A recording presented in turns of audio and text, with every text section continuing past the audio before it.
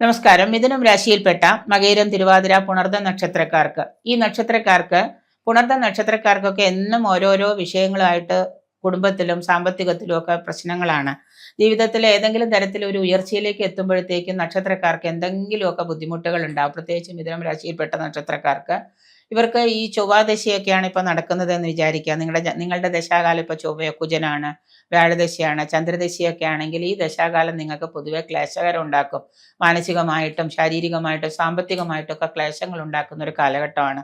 അപകടകരമായിട്ടുള്ള സാഹസിക പ്രവർത്തികളൊന്നും ഈ സമയത്ത് കുട്ടികളാണെങ്കിലും ഒരുവിധം കൗമാരപ്രായം കഴിഞ്ഞ കുട്ടികളോടൊക്കെ പറഞ്ഞു കൊടുക്കുക. മക്കളോടൊക്കെ ഈ ദശാകാലമാണോ മക്കളുടെ എന്ന് നോക്കുക. പ്രത്യേകിച്ച് ആൺകുട്ടികൾ ബൈക്ക് അതുപോലെ തന്നെ വേണ്ടാത്ത കാര്യങ്ങളൊക്കെ ഉപയോഗിക്കുന്ന സമയത്ത് നോക്കുക, അന്വേഷിച്ചിട്ട്. കുട്ടികൾ പുറത്ത് പോകുന്ന കുട്ടികളാണ്, അപ്പോൾ അവരോട് ആൺകുട്ടികളാണെങ്കിലും പെൺകുട്ടികളാണെങ്കിലും അവരുടെ ദശാകാലം ഈ ദശാകാലം ഒക്കെ ആണോ നോക്കുക.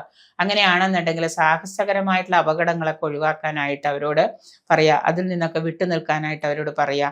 അതിൽ അപകടവും ആപത്തും ഒക്കെ പതിയിരിക്കുന്നത് കൊണ്ട് ഇപ്പോൾ വാഹനമൊക്കെ സ്വന്തമായിട്ട് ഉപയോഗിക്കുന്ന ബൈക്കൊക്കെ ഉപയോഗിക്കുന്ന കുട്ടികളാണെങ്കിൽ ഈ ചൊവ്വാദശയോ വ്യാഴദശയോ ചന്ദ്രദശയൊക്കെ ആണെങ്കിൽ അവരുടെ സമയങ്ങളും അതിലെ ഓരോ അപഹാരങ്ങളും അവർക്ക് ക്ലേശകരവും ആപത്തുകൾ ഉണ്ടാക്കുന്നതൊക്കെ ആവാം. അപ്പം അതിനു മുന്നേ നമ്മൾ എന്ത് ചെയ്യണമെന്ന് വെച്ചാൽ നോക്കിയിട്ട് അങ്ങനെയാണെന്നുണ്ടെങ്കിൽ ഉപയോഗിക്കേണ്ട എന്നല്ല, അതിന് ഏതെങ്കിലും പരിഹാരങ്ങളോ പ്രാർത്ഥനകളോ ഒക്കെ കഴിച്ചിട്ട് നമ്മൾ അവർക്കൊരു ശരീര കവചമൊക്കെ കൊടുത്തതിന് ശേഷം അവരോട് ഈ സാഹസിക പ്രവർത്തികളിൽ നിന്ന് കൊഴിഞ്ഞു നിൽക്കാനായിട്ട് പറയാം.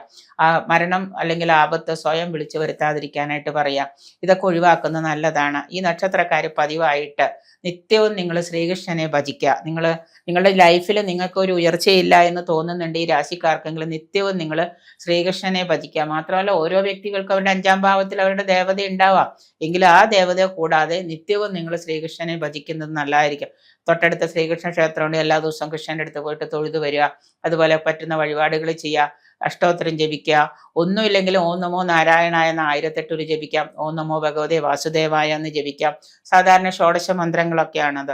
അങ്ങനെയുള്ളതൊക്കെ നിത്യവും ജപിക്കുക. ശ്രീരാമനെ നിത്യവും ഭജിക്കുക. നാലമ്പലം തൊഴാൻ വേണ്ടി മാത്രം പോവാതെ ഏതെങ്കിലും സമയത്തൊക്കെ നിങ്ങൾക്ക് ശ്രീരാമന്റെ ക്ഷേത്രത്തിൽ തൃപ്രയാറ് പോകണമെങ്കിൽ പോയിട്ട് തൊഴുതു വരിക.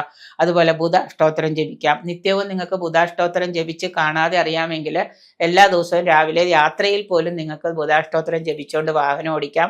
ബസ്സിലോ വണ്ടിയിലൊക്കെ യാത്ര ചെയ്യുന്ന ട്രെയിനിലൊക്കെ യാത്ര ചെയ്യുന്നവരാണെങ്കിൽ ട്രെയിനിൽ ഇരുന്നുകൊണ്ട് ബുധാഷ്ടോത്തരം കണ്ണടച്ചിരുന്ന് നമുക്ക് ജപിക്കാം.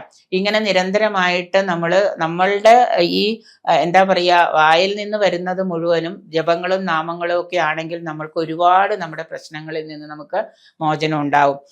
അതുപോലെ തന്നെ സാമ്പത്തിക ഉയർച്ച ഉണ്ടാവാനായിട്ട് ദുർഗാദേവിയെ വെളുത്ത പൂക്കൾ കൊണ്ട് പൂജ ചെയ്യാം, പുഷ്പാഞ്ജലി ചെയ്യാം. ദുർഗാദേവിയാണ് ഭജിക്കേണ്ടത്.